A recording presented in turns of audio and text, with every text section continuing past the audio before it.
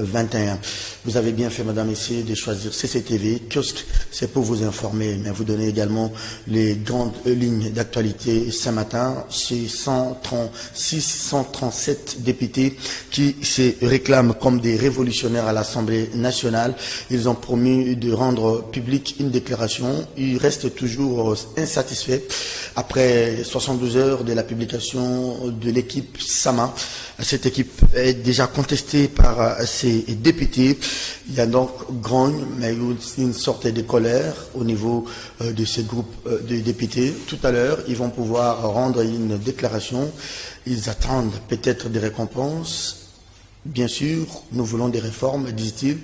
Mais d'abord, il faut nous récompenser avant de voter toutes ces réformes. Donc, il y a eu des promesses, peut-être, qui ont été faites à ces députés parlementaires, mais qui n'ont peut-être pas été réalisés à la hauteur des attentes. Voilà pourquoi aujourd'hui, ils montent les enchères.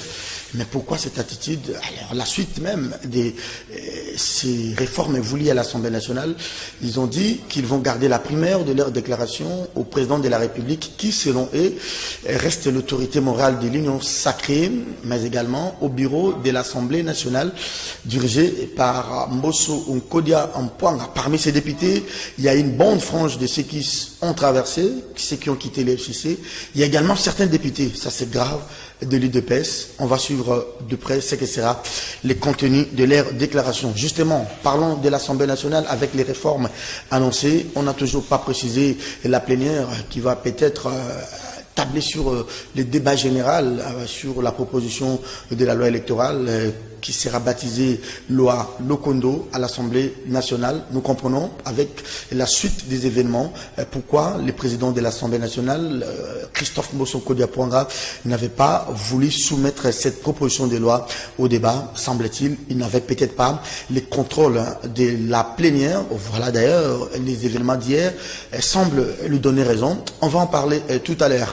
Peut-être les réponses de Corneille Nangaa aux députés nationaux, satisfaction, moins vert à moitié vide, vert à moitié plein. On va en parler tout à l'heure. N'oubliez pas non plus, nous sommes jeudi, on va parler économie dans cette édition d'information, dans cette édition de votre magazine. La nouvelle équipe qui va composer les comités de conjoncture économique, je crois, ils doivent être 5. Le Premier ministre lui-même, Samanou Kondé, vous avez Christian Mondo au plan, vous avez Aimé Boji au budget, Nicolas Kazadi aux finances, Jean-Marie Kalumba à l'économie et enfin Jean-Lucien Boussa Tomba au commerce extérieur. Un grand zoom sur ces personnalités qui vont participer au comité des conjonctures économiques, leur profil, leur parcours, les défis qui attendent cette équipe des conjonctures économiques. Vous avez compris que nous sommes jeudi. On va terminer par les crises aux assemblées provinciales, aux exécutifs provinciaux. Kinshasa en première ligne, Ituri, Tanganyika, Ouélé et le Nord-Ubangi. Le Nord-Ubangi, le gouverneur venait d'être réhabilité par la Cour constitutionnelle, mais les jeunes de cette partie de la province disent niet, il ne peut pas fouler ses pieds à Guadeloupe au risque de connaître un bain de sang. Il faut maintenant pouvoir négocier avec les forces vives du Nord-Ubangi. Pendant ce temps, Jean Bamanissa, lui, refuse de rendre sa démission, de présenter sa démission au président de la République après le vote de sa destitution intervenue à l'Assemblée provinciale de l'Ituri. Bienvenue, madame, monsieur. Merci de votre fidélité. Kiosque, c'est sur CCTV. Moïse Moussangana, bonjour et bienvenue. Oui, bonjour, Serge. Est-ce qu'à ce stade du débat, vous avez un mot à commenter sur une actualité qui n'est pas reprise ici, dans les thèmes de l'émission? Oui, je pense qu'il faut revenir un peu sur ce qu'il y a eu ou ce qu'il y a comme manifestation au Nord Kivu, particulièrement à Beni et à Bouté. Les manifs anti-MONUSCO. Anti-MONUSCO. La population en a marre. Oui, oui. La MONUSCO et puis plutôt la population qui est en train de faire pression pour le départ des forces onusiennes. Oui, de la MONUSCO. Mais il y a quelque chose qui m'a tiqué un peu. C'est un peu c'est que l'ancien conseiller diplomatique de l'ancien président de la République, Kikaya, il a fait une déclaration, je crois, sur Top Congo, en disant que lors de la rencontre entre l'ancien président de la République, Joseph Kabila, avec la nouvelle représentante du secrétaire général des Nations Unies ici, donc la chef de la MONUSCO. La rencontre de Kachamata. De Kachamata, oui. L'ancien président de la République a laissé entendre que cette histoire, donc la sécurité du Congo, c'est aux Congolais. Je crois que ça me tique un peu, dans le sens que quand l'ancien président de la République connaît bien la situation et qu'on sort, est-il capable de nous dire qu'il a laissé une armée au point, les services de sécurité au point, à même de nous sécuriser à 100%? Je suis en train d'en douter. Et sa déclaration coïncide avec les manifs, avec les manifestations. Donc, quelque part, même, j'ai suivi le gouverneur Nzanzi Kasivita parlait même de la manipulation. Effectivement, je sens qu'il y a de la manipulation là-dedans. Je ne vais pas délirer en disant que l'ancien président de la République a toujours surfé sur cette question de l'insécurité. Oui, sur la corde de l'insécurité. J'avais toujours dit sur ce plateau que l'insécurité constituait la soupape de sécurité de Joseph Kabila à l'époque. Ah oui. Donc je ne vais pas délirer si je disais que quelque part là, je vois que les choses sont synchronisées quelque part. Donc, parce que je ne comprends pas. Et quand je ne comprends pas que cela coïncide, et je suis en train de me rappeler encore une interview du chercheur français Thierry Vircolon sur RFI.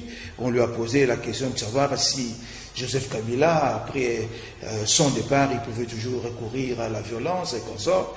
Il a dit qu'il peut toujours en jouer, parce qu'il en a toujours joué. Mais moi, je ne vois pas du mal. Hein. Peut-être que dans sa casquette, comme il se considère comme un nationaliste, comme un révolutionnaire, dans sa casquette, dans sa peau là, il s'est dit, c'est une question prioritaire aux nationaux. Une affaire congolaise, congolaise, et même la MONUSCO l'a dit. Tous les patrons de la MONUSCO qui ont défilé ici, ils disent que la sécurité des Congolais et de leurs biens, c'est d'abord une affaire prioritaire des forces armées de la République. Oui, mais moi je ne dis pas le contraire. Je dis que la MONUSCO vient en appui. Voilà. Mais il faudrait que nos forces soient en état de faire ceci et faire cela. C'est pourquoi je pose la question d'abord à l'ancien président de la République. Est-ce que consciemment, quand il dit ça, il pense avoir légué à ces pays une armée à même de faire ce qu'il est en train de demander aujourd'hui? Vous vous rappellerez aussi, Serge, que autrefois, Joseph Kabila avait présenté Tanganda comme celui qui pouvait procurer la paix à la République démocratique du Congo. Et alors que on était en train de demander, il y avait une pression sur Joseph Kabila pour essayer de mettre à la disposition de la Cour pénale internationale, Tanganda. Mais il nous a dit, il nous a présenté Tanganda comme Congolais, non? Comme celui qui pouvait nous procurer la paix. Et puis par après, on s'est rendu compte que Tanganda était un Rwandais. Donc il ne peut pas nous dire que c'est une affaire de Congolais, tant que lui-même a dû avancer un Rwandais masqué congolais. Un peu comme son père, hein, un peu comme son père. Donc, voilà, avec James Kabarebe. Donc voilà, c'est un peu cela. Donc je pense que l'ancien président de la République doit avoir un peu de retenue. D'ailleurs, la loi portant statut de l'ancien président de la République lui demande qu'il doit avoir un peu de retenue. Et je crois que c'était même le même choix, les gens du PPRD consorts, qui continuent à les considérer comme leur gourou politique. Je crois que ils doivent les considérer comme un retraité politique, parce que la loi lui demande de la retenue, de la réserve sur le pays et consorts. Donc mais vous comprenez quand même ces problèmes à l'est du pays. On en parle de moins en moins. On était plus focalisé sur la sortie du gouvernement, l'équipe Sama. J'ai suivi hier le numéro 2 de la MONUSCO a fait le mea culpa pour dire que les vrais problèmes n'étaient pas, selon lui, c'était plutôt la mauvaise compréhension du mandat de la MONUSCO par certains officiels de la MONUSCO eux-mêmes.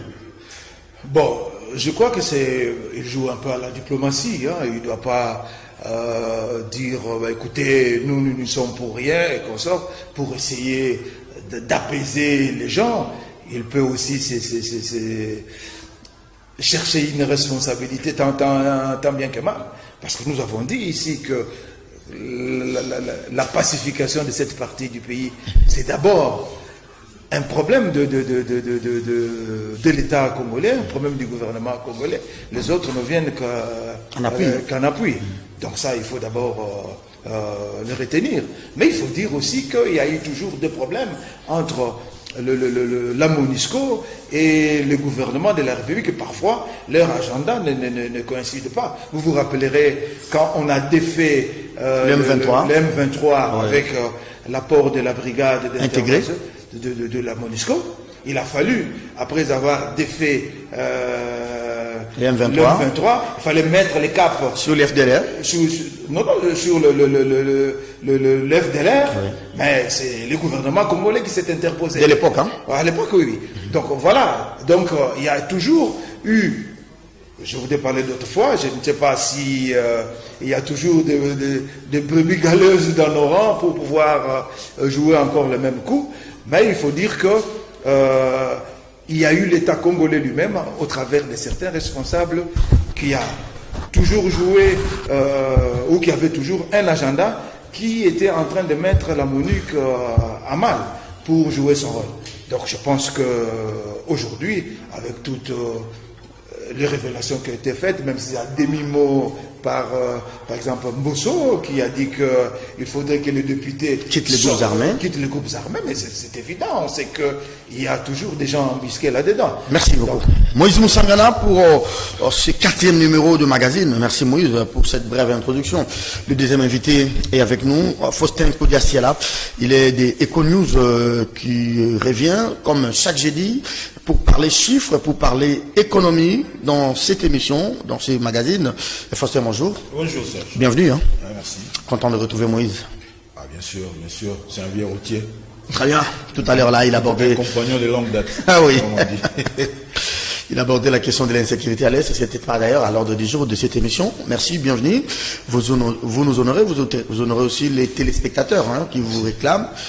Parce que désormais, il faut parler économie et donner la parole aux spécialistes. Alors, on entre directement dans les vifs de cette émission. On parlait du comité des conjonctures économiques. La nouvelle équipe qui arrive, elle est constituée d'abord du Premier ministre lui-même, Samalou Koundé, Christian Mondo comme ministre du Plan, Aimé Boji au budget, Nicolas Kazadi, Jean-Marie Kalumba à l'économie et Jean-Lucien Boussa. Sans oublier celui des finances, évidemment. Les finances, oui, j'ai cité M. Nicolas Kazadi. Nicolas Kazadi, monsieur. Est-ce qu'un zoom sur eux, est-ce que chacun est à sa place? Ou bien tous, ils sont à leur place? Par rapport à leur profil, par rapport même à la relance économique dans les contextes post-Covid. Bon, évidemment, merci Serge pour la question. Évidemment, on ne peut pas, c'est un peu imprudent de faire un débat ou d'excentrer notre débat sur les personnes. Mais à première vue, il faut reconnaître que non, bon, en commençant d'abord par le Premier ministre, évidemment. Le Premier ministre a été ministre des Sports. Il a démissionné par la suite. Député. Et puis après, bon, député, évidemment, c'était dans le temps. Mais le plus récent. Et puis il a été à la tête de la GECAMIN. Il ne faut pas ignorer que la GECAMIN, c'est une grande machine. C'est quelqu'un qui a eu à diriger la GECAMIN, c'est comme si c'était un État en miniature. Et par rapport aux autres, bon, je commence d'abord par les finances. Celui qui est là, c'est Nicolas Kazadi. C'est vrai qu'il a une expérience très riche en matière de finances publiques et surtout en matière de questions de développement. Il est passé par la Banque africaine de développement. Il a été au PNUD. La Banque centrale aussi, on m'a dit. La Banque centrale, évidemment, parce qu'il a commencé sa carrière, évidemment, à la Banque centrale du Congo. Donc, en termes de personnes, c'est vrai qu'il est à sa place. On ne peut pas parler non plus de Charles Mwando, qui est au plan, et évidemment de Kalumba. Bon, évidemment, je le connais parce que on s'est rencontrés une fois à la faculté. C'est vrai que si on devait tabler, ne serait-ce que sur les personnes... Jean-Lucien Boussa. Jean-Lucien Boussa, qui est maintenu au commerce. Et puis, il y a bien d'autres, évidemment. Et puis il y a Boji Sangara. C'est vrai que là, c'était juste un jeu de chaises musicales. Comme c'est un poste qui est pratiquement réservé au CG de l'INC, il y a un CG qui a remplacé une autre. Mais moi, je ne voudrais pas qu'on limite le débat sur les personnes. Mais évidemment, il faut voir le problème dans son ensemble. J'ai toujours dit, et dernièrement quand j'étais devant vous ici, j'ai dit le plus grand défi Au-delà de tout ce qui est dit, insécurité, éducation, santé, ainsi de suite, tout ça, ça va demander de l'argent. Moi, je crois que les plus grands chantiers pour le Premier ministre, c'est d'amener la RDC à être capable de se nourrir elle-même. Le plus grand chantier, en fait, c'est la mobilisation de l'USC. Parce qu'on n'est plus à l'époque où il y avait la GECAMIN qui pouvait facilement donner au budget de l'État à peu près 70% de ressources. Et si on doit rebondir sur cette question de mobilisation, je crois que le Premier ministre a l'occasion d'aborder des problèmes de fond. Le problème de fond, c'est par exemple, qu'est-ce qu'on a hérité du Code minier de 2002? Comment expliquer que quand l'État avait le contrôle entier de la GECAMIN donnait au budget de l'État 70%, avec une production de 450 000 tonnes. Maintenant que tous les secteurs miniers réunis nous fait au-delà d'1 million, on a juste des miettes qui tombent dans le compte de l'État. Mais on a morcelé la GECAMIN. Ça, c'est un problème. Oui. C'est vrai qu'à l'époque, il y a le Premier ministre Gizenga qui a tenté d'aborder la question, mais c'était... c'est-à-dire, on n'est pas allé en profondeur avec la revisitation de contrats miniers. Moi, j'apprécie bien le PCA de la GECAMIN, Albert Youma, même si quelquefois les critiques qui lui sont lancées sont injustes à mon avis, mais je crois que c'est quelqu'un qui a une vision. Albert Youma, quand il est arrivé à la GECAMIN, il a dit non, on doit faire en fait un état de lieu de tous les partenariats que la GECAMIN a signés. Qu'est-ce que l'État congolais a gagné? Et c'est vrai que c'est une question qui a été étouffée, mais je crois aujourd'hui, le Premier ministre, comme il vient de la GECAMIN, il connaît exactement qu'est-ce que la GECAMIN a tiré comme dividende de tous les partenariats qu'il a signés depuis 2002. Et c'est l'occasion aujourd'hui d'aller en profondeur de la revisitation de contrats miniers. Il faut qu'on sache exactement qu'est-ce que l'État congolais a gagné en déplaçant la GECAMIN. Parce que comme je l'ai dit tantôt, on peut parler d'insécurité, non, il faut remettre, il faut pacifier l'Est, il faut donner de l'eau aux gens, il faut assurer l'éducation, mais tout ça, ça va demander de l'argent. Le pays ne peut pas continuer à vivre de l'aumône. Parce que c'est vrai que c'est un peu choquant de le dire, mais il faut accepter entre nous que nous vivons de la mendicité internationale. Ah oui. C'est-à-dire, pour qu'on construise une route à gauche, il faut que la Banque mondiale intervienne. Pour qu'on pour qu'on ouvre de bonnes fontaines, je ne sais pas, dans la périphérie de Kinshasa, il faut qu'on sollicite les fonds européens de développement. Est-ce que l'enjeu pour cette question économique aussi, c'est pas que c'est le ministre de l'économie, celui des finances, tout cet argent, des milliards de dollars qui circulent à l'informel, comment travailler pour que cet argent rentre dans... Justement, c'est ce que j'ai dit. C'est pourquoi... Ça passe par des réformes? C'est pourquoi, non, c'est-à-dire chez nous, on n'a plus besoin de réformes. Chez nous, notre système fiscal, je vous l'avais dit l'autre fois... Il est déclaratif. Je vous l'avais dit l'autre fois, notre système fiscal, on ne peut pas expliquer que pour un pays, nous quand on était enfant, on nous disait qu'on est potentiellement riche. Mais aujourd'hui, on est en train de vieillir, on est toujours potentiellement riche, mais on ne le sent pas. Alors pour un pays qui se dit potentiellement riche, mais qui arrive à peine à capter 6% de son produit intérieur brut, c'est révoltant même. Il faut qu'on arrive même à atteindre ne serait-ce que 20%. Même 20%, ça serait encore dérisoire.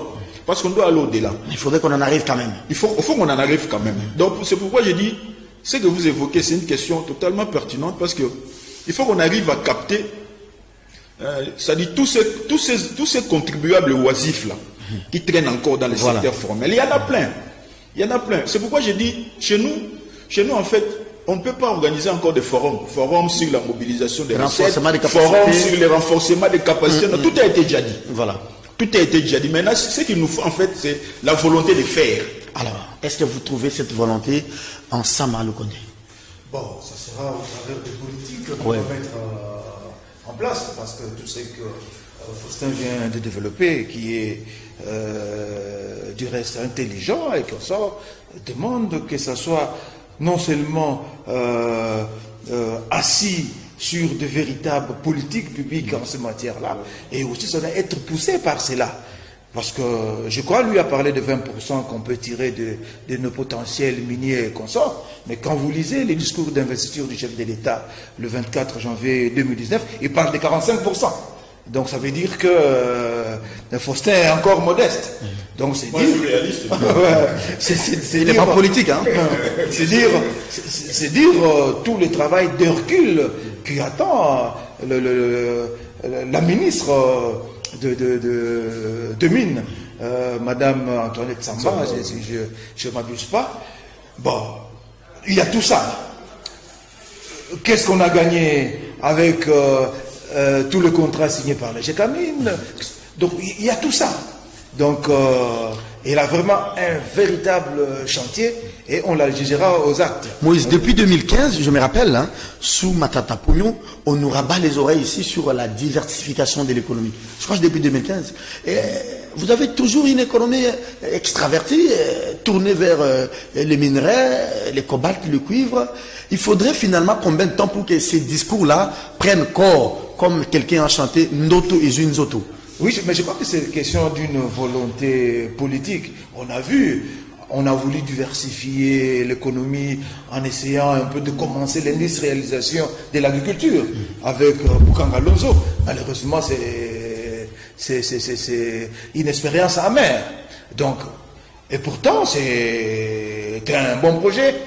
Mais malheureusement, il n'y a pas eu la volonté de faire.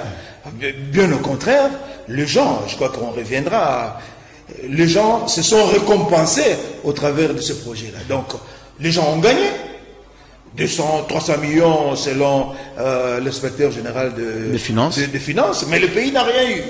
Le pays n'a rien eu. Donc, je crois que il faut de véritables politiques, mais il y a aussi la volonté qu'il faut. Mais il y a aussi les contrôles, il y a aussi la redevabilité. Ici, il n'y a pas de redevabilité. Chacun fait ce qu'il veut parce qu'il sait que, au bout du compte, on lui demande rien. Au besoin, on peut juste l'enlever du poste et comme ça, mais lui l'empocher du pognon. Donc, je crois que il faut une volonté politique et il faut de véritables politiques, ou sinon, parce que ces politiques existent déjà, il faut chercher à les mettre en œuvre, comme Faustin, dit on le saura peut-être dans le programme du gouvernement. Ce qu'il va dire, parce qu'aujourd'hui, c'est vrai, on dit, hein, les affaires ont peur des bruits de bottes, mais quand déjà vous suivez ce qui se passe à l'Est, dans les Grands Nord, dans une bonne partie du Grand Katanga, contrairement au Rwanda où vous avez les choses qui marchent bien, l'économie a peur. L'économie a peur des bruits de bottes. Il faut pacifier avant de demander aux investisseurs de venir. Hein. Bon, avant d'aborder cette question-là, je voudrais revenir sur votre première question par rapport à la diversification. Je l'avais dit tantôt, Serge, c'est-à-dire chez nous, en fait, on n'a plus le temps de réinventer la roue. La roue est déjà là. La roue est déjà là. C'est-à-dire, c'est vrai qu'on a toujours dit, non, voilà, il faut diversifier. C'est le discours de chaque jour. Diversifier, oui. Diversifier, oui. Je vous donne un exemple, par exemple. Pour un pays comme le nôtre, qui importe à peu près plus de 80% des biens de première nécessité, ça veut dire que, ce que nous consommons ici, nous finançons une offre extérieure. Voilà. On ne produit rien. Ça donne, comme on ne produit rien ici, qu'on est obligé d'acheter à l'extérieur, nous soutenons les producteurs extérieurs. Voilà. C'est que le problème maintenant, il faut que nous nous recentrons sur l'intérieur. C'est pourquoi on dit au-delà, en fait, il y a un principe simple. Un principe simple. Les gens qui travaillent, ils trouvent un revenu par rapport au travail qu'ils exercent. Justement. Mais chez nous, en fait, quel est le secteur qui soutient la production intérieure? C'est le secteur minier. Dans une moindre mesure, peut-être le secteur agricole, mais c'est encore dérisoire. Or, qui travaille dans le secteur agricole?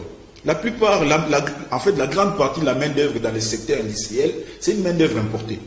En fait, les Congolais sont juste ils sont comme des manœuvres. Voilà. En tout cas, la tête, ce sont des expatriés. C'est-à-dire, cela veut dire que notre production, quand nous rémunérons les facteurs de production, nous décidons même d'exporter le revenu. C'est-à-dire, c'est pour dire que ce qui est produit chez nous ici, dans le secteur minier, ne rentre pas, en fait, les revenus produits ne rentrent pas chez nous.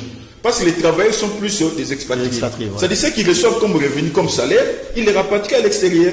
C'est de la même manière que nous importons plus et que nous finançons l'offre extérieure, on doit se recentrer maintenant sur l'intérieur. Et la meilleure façon de se recentrer, il faut faire avec ce que nous avons, ce qu'on appelle en économie des avantages comparatifs.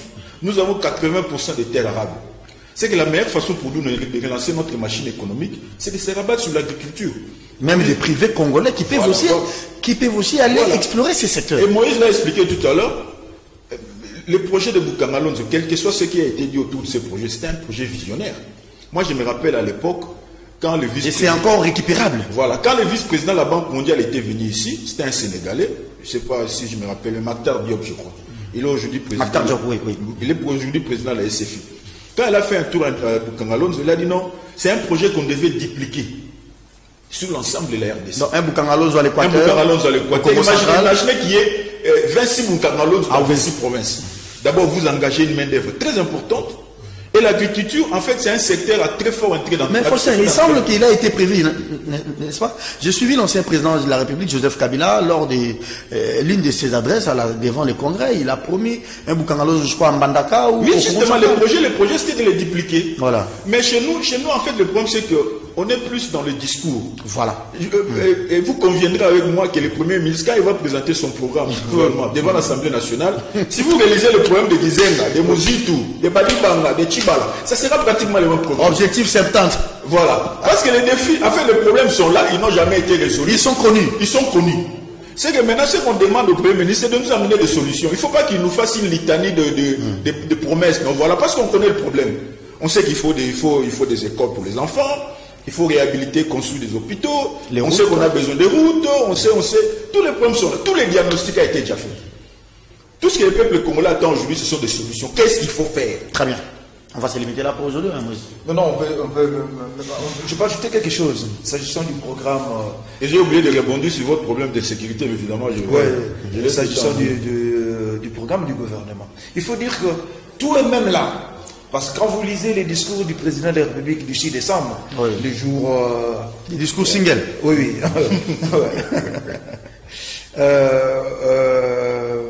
Vous allez trouver que tout est là.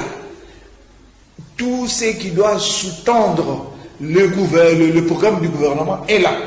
Donc le gouvernement n'a même pas le temps à perdre pour aller cogiter par-ci par-là. Il faut seulement prendre les discours du président de la République, les relire et essayer de quantifier et budgétiser tout ça. Pour tel aspect, on va trouver l'argent où et voilà. C'est tout ce qu'il faut. Donc, je pense que ça ne prendra pas ce temps parce que le travail préliminaire a été déjà fait. Oui, ça c'est ce que vous le dites, mais il y a un autre pan dans ces débats parce qu'il y a au moins 138 députés qui disent, ben, écoutez, vous avez votre gouvernement, mais nous avons encore notre veto ici. L'approbation va poser problème, il réclame, c'est la colère, c'est une gronde à l'Assemblée nationale. Vous avez suivi ces parlementaires? Si, je suis. Mais je pense que il faut commencer à faire la publicité des gens pareils pour que le peuple les sanctionne demain. Oh. Je pense. Parce que je n'arrive pas. Je n'arrive pas à comprendre que ces gens-là se sont engagés dans l'union sacrée. Comme quoi, ils viennent pour les intérêts du peuple. Ils ont répondu à l'appel du président. Du président de la République, oui, pour les intérêts du peuple. Mais quand ces gens-là se mettent, 138 ont-ils dit, que nous n'avons pas été récompensés. On n'a pas vu clair, on n'a pas vu clair. Mais qu'est-ce que ça veut dire? Voir clair. Donc, ils représentent le peuple, donc les intérêts du peuple. Et ils seront récompensés. Ils demandent une récompense supplémentaire. Et le peuple sera récompensé par qui? Donc vous comprenez, c'est pourquoi moi je me dis, j'aurais bien voulu avoir la liste de ces gens-là, la vulgariser de telle manière à ce que ces gens-là ne reviennent plus demain à l'Assemblée nationale parce que c'est... Est-ce que c'est pas que les départs étaient déjà mauvais? Peut-être qu'il y avait des promesses. Mon et merveille. Non, c'est est-ce qu'il n'y a pas eu promesse quelque part? Parce que j'ai la vidéo d'un député dont j'étais le nom, il fut journaliste, il passait aussi dans cette émission. J'ai sa vidéo. Il dit, on nous avait promis pour faire tomber le bureau Mabunda, on va nous donner à chacun une Jeep. Vous voyez? Serge, le problème c'est celui-ci. C'est-à-dire, le problème c'est que on sait dans quelles conditions a été récomposée la majorité au Parlement. Voilà. Et la majorité au Parlement est venue de quelque part. C'était une majorité FCC. Et par des manœuvres dont l'UCL a les secrets, le président de la République a réussi quand même à inverser les tendances au niveau de l'Assemblée nationale. Ceux qui ont rejoint, Moïse l'a épinglé tout à l'heure, ceux qui ont rejoint l'Union sacrée de la nation, quelle a été leur principale motivation? C'était juste la peur du lendemain. Quand les chefs menacent, disent non, voilà, si je n'arrive pas à avoir une nouvelle majorité, je vais dissoudre cette affaire-là. Les gens se sont dit, mais moi d'abord arriver ici, c'était compliqué. D'abord parce que les gens qui siègent à l'Assemblée nationale, il faut qu'on ait le courage de les dire. Ce sont le produit d'un système. Oui. Ils n'ont pas été élus, ils ne sont pas là par le fait des urnes. Certains le savent. Ils le savent. Au moins à 70%. Ils savent que non, moi je suis là parce que le système a voulu que je sois ici. Et quand on leur dit, voilà, si vous n'adhérez pas à ma nouvelle vision, je vais dissoudre, comme ça on reprend 3 heures. Les gens se disent, mais d'abord, dans le système là, je ne sais même pas comment ça fonctionne. Oh, j'ai encore Kabila n'est plus là, tu vois. Donc, moi, même si on devait reprendre les élections, je ne sais pas si je vais revenir ici. Les gens se sont vite rués sur l'Union sacrée de la nation, juste parce qu'ils avaient peur. Parce qu'on ne peut pas comprendre que 138 députés se lèvent aujourd'hui et disent non, on n'a pas été servi. C'est qu'ils voulaient avoir comme un gouvernement de 200 membres. Parce que si on doit servir, il y a déjà 56. Si on doit intégrer les 138, on est au-delà de 150. Parce que quelle est en fait la composition du gouvernement Samba Lukondo? Il y a 23 députés nationaux. Samba Lukondo lui-même, il n'a jamais été élu. Et je crois que ça a pesé dans les choix des différents membres du gouvernement. Il sera entouré de 3 vice-premiers ministres qui sont tous des députés. Et avec les 3 là, il y a encore 20 autres qui sont ministres et vice-ministres. Ministre d'État. C'est pour dire que non, déjà les 23 là, ce sont ceux-là qui vont baliser les terrains pour Samba Lukondo. Parce que je l'avais dit l'autre fois, notre système politique est tel que le président de la République n'a pas toutes les manettes entre ses mains. C'est-à-dire qu'il ne peut pas avancer sans avoir l'accord de l'Assemblée nationale. Peut-être les gens n'arrivent pas à imaginer ce scénario. Mais prenons le pire des cas par exemple. Le Premier ministre se présente à l'Assemblée nationale pour solliciter l'investiture. L'approbation. Il est invalidé. Les gens disent non, ce programme-là, il n'est pas correct. Qu'est-ce qui va se passer? Il revient dans 2 semaines avec une nouvelle équipe. C'est que normalement, on doit retourner. On se dit, bon, je ne sais pas. En fait, c'est un cas qui n'a pas été prévu dans la Constitution. Mais non, si on prend 2 fois qu'il n'y a pas d'approbation, on dissout les parlements. C'est une crise. Donc, c'est ça le problème. Est-ce qu'ils sont sérieux ou bien ils font du bluff? Donc, c'est pourquoi j'ai dit, et je l'avais même redit l'autre fois, j'avais dit, en fait, notre système, il faut que... C'est vrai qu'on a cherché à trouver un équilibre qui apparemment commence à être pesant sur la marche de l'État. En principe, un président de la République qui a été élu au suffrage universel, il doit avoir le courage d'avancer pour réaliser sa vision. Mais dans notre situation, le président de la République ne sait pas avancer s'il n'a pas l'accord de l'Assemblée nationale. Parce que ce que les 38 font là, c'est simplement du chantage. C'est du chantage pur et simple. C'est surenchère, vous voulez dire? Surenchère, c'est encore... bon, évidemment, si on va au-delà, c'est surenchère. C'est inexplicable. Est-ce que vous comprenez? Est-ce que ça, comme on dit, ceci, expliquant cela, est-ce qu'on peut inscrire ce qui s'est passé à la plénière d'avant-hier dans cette logique-là? Quand Christophe Lutundula, qui est devenu vice-premier ministre, a exposé, a fait l'économie de sa proposition de loi, tout de suite, Mbosso a arrêté le débat, parce que peut-être, sachant qu'il n'avait pas le contrôle de toute la plénière, et que les députés allaient voter pour les rejets de cette proposition de... Parce qu'en fait, je m'excuse. Il ne faut pas monopoliser la parole. Non, j'ai monopolisé. Bon, il a été là avant moi. Je récupère le temps qu'il avait utilisé bien avant. En fait, tu vois, Serge, le problème, c'est que aujourd'hui, l'avenir de l'Union sacrée de la nation, c'est juste sur 2 axes. Il y a d'abord le gouvernement, et puis il y aura la CENI. C'est-à-dire, si l'Union sacrée arrive à surmonter ces 2 épreuves, c'est alors qu'elle va se consolider. Aujourd'hui, on sent déjà qu'avec le gouvernement, il y a des frustrations. Peut-être le prochain test sera quelle sera l'attitude de l'Assemblée nationale par rapport au programme du gouvernement. Si ce programme-là passait 100 heures, on se dira, bon, la première épreuve a été quand même... Maintenant, la réforme électorale avec pas seulement la réforme électorale, mais quand on va arriver maintenant, pas chez nous, en fait, ceux qui sont à l'Assemblée nationale, ils savent que non, le système fonctionne de manière telle que si tu as la Cour constitutionnelle et la CENI, il y a plus de chances d'aller au palais du peuple. C'est-à-dire, bientôt là, il y aura un débat, parce que bientôt 3 autres registres devront être tirés au sort au niveau de la Cour constitutionnelle. Ah oui. C'est qu'on va nommer 3 autres, c'est que probablement le président de la République aura maintenant une majorité au niveau de... Moïse Moussangana, peut-on assimiler ce que nous avons observé hier, que nous allons observer aujourd'hui, comme les premières fissures, les premières crises de l'Union sacrée? Non, dire que ce sont les premières fissures, c'est dire qu'on ne connaît pas comment fonctionne comment on fonctionne dans ce pays sur le plan politique et comme ça. Donc c'est notre recette de chaque jour. Oui, vous savez que et cela ne peut même pas étonner outre mesure, parce qu'on sait que les alliances se font, se défendent et comme ça, et que même les gens qui sont en alliance, ils ne savent même pas pourquoi ils sont en alliance. Vous allez trouver des communistes avec des capitalistes, enfin c'est une manière de dire, des unitaristes avec des fédéralistes ensemble. Là, pour dire, pour évoquer un peu ce que Kabuya Lumuna dit à une époque, le Congo est un impossible démocratique. Pourquoi? Parce qu'il est drôlement composé, donc son paysage politique est drôlement composé. Vous avez par exemple, à l'époque, qu'est-ce que Kabouya Lumuna a dit? Vous avez par exemple le lumumbiste nationaliste qui coexiste à travers la Kabylie avec le moboutiste qu'ils ont détesté hier comme étant les valets des impérialistes. Vous avez, sur la même lancée, vous avez les kabylistes qui ont défait Mobutu, qui ont détesté Mobutu, mais qui ont accepté comme ça, sans rite, le moboutiste. On peut aussi dire, on peut aussi continuer pour dire, prenons aussi l'UDPS, même Tshisekedi, avec les kabylistes et consorts. Vous voyez un peu... Non, Tshisekedi même avec les moboutistes. Ouais. Quand vous voyez les hauts représentants qui est là, c'est lui qui faisait souffrir les gens de l'UDPS quand il était... Donc vous voyez que, c'est pourquoi j'ai dit que ce n'est pas une fissure, c'est notre manière d'être. Alors, est-ce que ce gouvernement va passer? Est-ce qu'il aura l'approbation de l'Assemblée avec ces menaces? Il faut prendre ces menaces au sérieux. Parce que je me dis, si ces gens-là coalisent avec les PPRD, qui peut encore avoir 100 députés acquis à Kabila? Attention. Mais écoutez, il y a une épée de Damoclès qui est suspendue sur leur tête. Parce que même tout ce qu'il dit quand il a parlé autrefois, les consultations qui ont conduit à l'union sacrée, c'était une des possibilités. Est-ce que pourquoi promettre aux gens? Pourquoi promettre aux gens?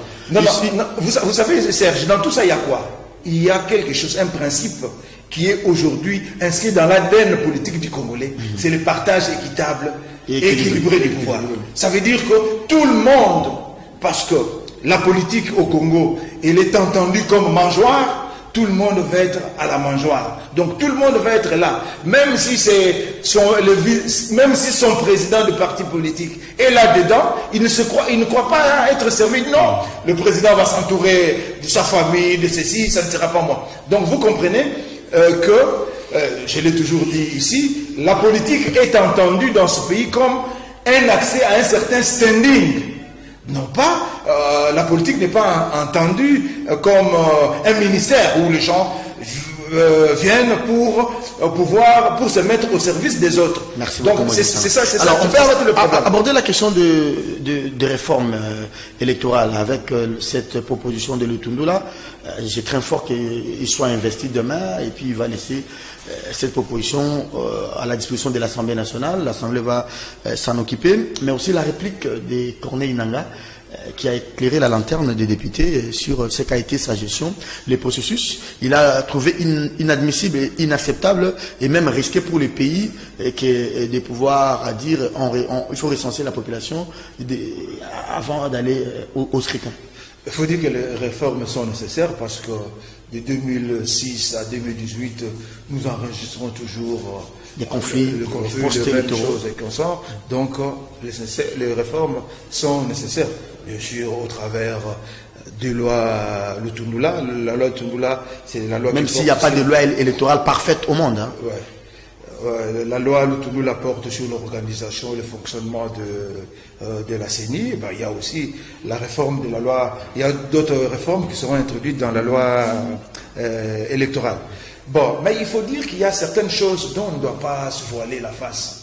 Parce que les gens sont en train de se poumonner sur la dépolitisation de la CENI. Je crois, je suis en train de dire, je mets ma main à couper, il n'y aura jamais de dépolitisation de la CENI parce que il y a Faustin qui l'a dit. La CENI là, c'est quoi? C'est un instrument de conquête et de conservation des pouvoirs. Wow. Donc ça, il faut le savoir et que tout le monde qui veut aspirer au pouvoir veut être au sein de la CENI pour essayer de maximiser ses chances ou préserver ses chances. C'est une réalité, hein? Oui. Donc, il ne faut pas se voiler la face. Même quand on parle de la société civile. Mais de quelle société civile on parle? Marchandable. Parce que cette société civile est écartelée dans les mouvances politiques. Donc, même Nangaa lui-même, quand il dit non, on a besoin de personnalités neutres et consorts. Mais quel genre de personnalité aura été Nangaa? Donc vous comprenez que donc il ne faut pas qu'on se voie la face, parce que si on se voit la face, on va biaiser les conclusions qui vont découler. Merci. Donc il faudrait, je vais terminer par là, je crois il faudrait plutôt, au lieu de parler de dépolitisation de la CENI, il faut chercher des garde-fous pour essayer un peu de diminuer sensiblement l'incidence de la politique dans la CENI. Vous êtes satisfait de la réplique de Corneille Nangaa? Non, pas du tout. Pas du tout. L'homme de la machine à voter. Oui, pas du tout. Pourquoi? Parce que j'ai dit, Corneille Nangaa, il a parlé de tout. Mais Corneille Nangaa n'a pas dit aux gens comment est-il passé de 210 millions pour lesquels il avait lancé un appel d'offres pour les kits électoraux à 400 millions. Ah oui. Il y a eu un gap de 190 millions. Mais par quelle magie on est passé de 210 millions à 190 millions et comment les a-t-il financés? Les Américains ont dit qu'il avait souffert. Oui, alors vous comprendrez pourquoi les Américains l'indexent comme étant un détourneur de deniers publics. Donc il faudra, même s'il est parti, il faut qu'il y ait un audit à ce sujet-là pour savoir comment cet argent d'abord a été acquis et comment il a dépensé. Très bien. De deux. Non, vous avez terminé. Non, je vais terminer pour dire Nangaa revient encore avec une proposition qui a été faite du temps de Kabila. Et Kabila l'avait pour la présidentielle. Non, pour diminuer, amoindrir le coût des élections, il faudrait, il propose notamment qu'il y ait l'élection du président de la République soit au second degré. Au second degré. Alors qu'on a déjà des problèmes avec un tour. Parce qu'au sortir du dialogue intercongolais, on a dit qu'il fallait des tours parce qu'il fallait consolider la légitimité du président de la République. Avec un tour, donc on a diminué la légitimité du président de la République. Et ça sera encore pire si c'est au second degré. Alors on voit que ça c'était une réforme qui a été proposée par Joseph Kabila à l'époque. Nangaa a porté ça. Oui, Nangaa a reconduit ça. Or, en termes d'argent gagné pour le financement d'élections, je me rappelle bien que lui, Koya Diallo, on lui a posé la question à l'époque par Gomez, le journaliste français. Oui. On lui a dit, ok, vous annulez le deuxième tour, mais quel est les gains que vous réalisez en annulant les seconds tours. En annulant. À cette époque-là, c'était quoi? Un débat. Lutundula avec Koya Diallo d'un côté et Moubake et Kamere de l'autre côté. Et Lutundula a dit que nous allons réaliser un gain de 25 millions de dollars. Non, pas Lutundula, c'est quoi? Plutôt Koya Diallo plutôt. Nous allons réaliser un gain de 25 millions de dollars. On a supprimé, vous comprenez? On a supprimé le second tour parce que nous devons gagner un gain de 25 millions. 25 millions. Ça, c'est l'argent des poches de quelqu'un. Alors vous comprenez? Faustin? Non, moi je voulais, Serge, revenir sur la première partie de votre question. C'est-à-dire les réformes qui sont proposées. Moi je crois qu'il ne faudrait pas que le politicien nous embarque dans un jeu de mots. Parce que, rappelez-vous, depuis 2006, à chaque cycle électoral, il y a toujours des réformes. À chaque cycle électoral, il y a des réformes. Mais il y a toujours des contestations. Il y a toujours des conflits. Voilà. C'est pourquoi je dis qu'il ne faut pas que nos politiciens, ces politiciens-là, nous embarquent dans un jeu de mots, on ne va pas se retrouver pour finir, et on finira par se perdre. Et on finira par se perdre. Mais vous êtes d'avis quant à la répartition, le mode de désignation des délégués au bureau. Parce que, par exemple, comment pouvez-vous comprendre au bureau de la CENI qu'on donne à ceux qui ont gagné beaucoup plus de sièges à l'Assemblée? Est-ce que la CENI devient le grand problème, un organe politique? Le grand problème, Serge, c'est celui-là. Et Moïse l'a même souligné, je l'avais dit avant. Oui. Le grand problème, c'est que chez nous, on considère la CENI comme un instrument de conquête du pouvoir. Parce que la CENI devient comme un butin de ceux qui ont gagné les élections. Moi, tout ce que j'ai retenu des propositions de Lutundula, il dit non, bon, c'est vrai que par rapport au mode de fonctionnement, on a essayé de retoucher, mais il dit non, 5 délégués de l'Assemblée plénière de la CENI, 5 délégués viendront de la majorité au pouvoir, 5 autres de l'opposition et 2 viendront de la société civile. En fait, qu'est-ce qui a changé? On sait qu'on est toujours dans la politisation. Merci beaucoup, Faustin Koudiassiala. Merci également à vous, Moïse Moussangana. On n'a pas ce temps, sinon on parlerait de ces troubles, de ces conflits dans nos provinces. Hein. Après Kinshasa, c'est l'Ituri, motion de défiance contre Bamanissa, c'est le Haut-Touélé, c'est le Nord-Oubangui. Ces provinces déstabilisées, conflits entre les députés eux-mêmes, conflit entre l'Assemblée et l'organe exécutif, un peu comme à Kinshasa, ça fragilise les développements. Hein. Finalement, cette décentralisation n'en est pas une. Oui. Qui devrait apporter le développement. En principe, juste un petit mot. Oui. En principe, Serge, c'est que la mise en place de l'Assemblée provinciale a été une grave erreur politique chez nous. Ouais. Parce que si finalement on s'est dit non, ça aiderait peut-être à faire avancer la décentralisation, mais on se rend compte que c'est un frein à la décentralisation au développement de province. Donc il faut qu'on change des fusils d'épaule. Quelquefois il faut se dire non, bon, on a tenté mais ça n'a pas marché, il faut qu'on change. Parce qu'aujourd'hui, on s'est rendu compte que qu'est-ce qui se passe généralement quand il y a plus de conflits. Quand il y a une motion, et c'est un peu de défouiner, quand il y a une motion contre un gouverneur, dites-vous qu'il y a des fonds qui sont tombés dans la caisse du gouvernement. Oui, justement. Dès qu'il y a des fonds, les députés sont informés. C'est ce qui se passe à Mituri. Il y a des fonds qui sont tombés pour les travaux en infrastructure. C'est 2 millions, on a dit ça. On s'est dit non, il faut qu'on se retrouve là-bas. Oui, oui. Et quand le gouverneur se montre un peu responsable, on s'est dit non. Motion. Donc je voudrais dire... En Ituri, c'est à cause de ces 2 millions. L'argent pour les infrastructures. Et partout d'ailleurs, c'est comme ça. Non. Il y a l'argent. Ici, c'est un vice-gouverneur qui dénonce son gouverneur. Il dit que l'opération Kinibopet va échouer brillamment. Les députés voient qu'ils disent non. Et tu verras en grattant un peu, il y a un problème d'argent en fait. C'est ça le problème. Je crois qu'il faut... On fait partie le vice-gouverneur qui dénonce, on laisse le gouverneur. Bon, oui. Donc, ça voudrait dire que quand on voit bon, la décentralisation, c'est bien pour le développement et consort, mais est-ce que les gens qui sont là étaient préparés? Est-ce qu'ils comprennent quel rôle ils doivent jouer? C'est ça tout le problème. Parce que quand tu vois, au terme des dialogues intercongolais, quand tu vois toute cette histoire d'assemblée provinciale, ça a paru comme quoi? Comme une multiplication des postes politiques. Comme les postes politiques commençaient à s'amenuiser avec le changement qui devait intervenir au niveau national, les gens ont pensé qu'il faut qu'ils aillent se cacher dans les institutions provinciales. Devenir des roitelets là-bas. Oui, pour continuer à agir comme au niveau national. Donc c'est ça, c'est la même logique. Donc on n'est pas là parce qu'on veut pousser vers le développement sa contrée, mais on veut se retrouver à travers sa contrée. Mais c'est bien dommage. C'est bien dommage. Moi, je fais mienne cette proposition de Faustin. Hein. C'était une expérience, 5, 10 ans, 8 ans aujourd'hui. Ça n'a pas marché. N'ayons pas honte. Il faut s'arrêter. Il faut s'arrêter avec cette proposition de la révision de la Constitution, de, comment il s'appelle, Délice Sanga. On peut revoir ces choses-là. Vous remarquerez que dès qu'une province tente de progresser, il y a toujours un frein au niveau de l'Assemblée provinciale. Merci beaucoup. Et ça ne marche pas comme ça. Mais aussi ce gouvernement. On va tourner en rond. Faustin, quand vous voyagez, excusez-moi, vous allez à la loi là-bas, vous allez dans les Hauts-Katanga, vous allez chez Zoé Kabila, un peu chez Bamanissa, vous sentez que les gouverneurs travaillent. Évidemment. Mais ici à Kinshasa, excusez-moi, hein, ces gens-là aussi n'ont pas de rétrocession. Mais ils se battent. Allez au loi là-bas, allez chez Zoé, qu'on l'aime ou qu'on l'aime pas. Allez chez Kaboula. Allez chez Bamanissa. Mais à Kinshasa ici, on vous dit non, on a fait 1,5 km de route à Elenguessa. On a inauguré 300 mètres. Le problème, Serge, il faut qu'on laisse les mains libres à nos gouverneurs de travailler. Il faut que les gouverneurs travaillent. Malheureusement, chez nous, Moïse a tenté de le flairer. Chez nous, la politique n'a jamais été un sacerdoce. Alors qu'ailleurs, quand on vient en politique, c'est pour servir.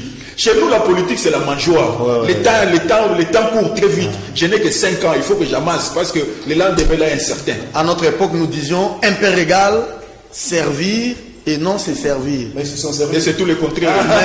À votre époque de l'union sacrée, l'union sacrée égale les peuples d'abord. Merci à Faustin, merci à Moïse. Merci à vous, chers téléspectateurs, d'avoir été de nôtres. Prenez rendez-vous avec Jeudi Echo la semaine prochaine. Hein, on va parler économie. Certainement qu'en ce moment-là, on aura peut-être ou pas les programmes du gouvernement Sama qui sera présenté à l'Assemblée nationale. On va suivre de près ce que vont dire ces députés qui se disent révolutionnaires. Bonne évasion sur nos antennes et au revoir.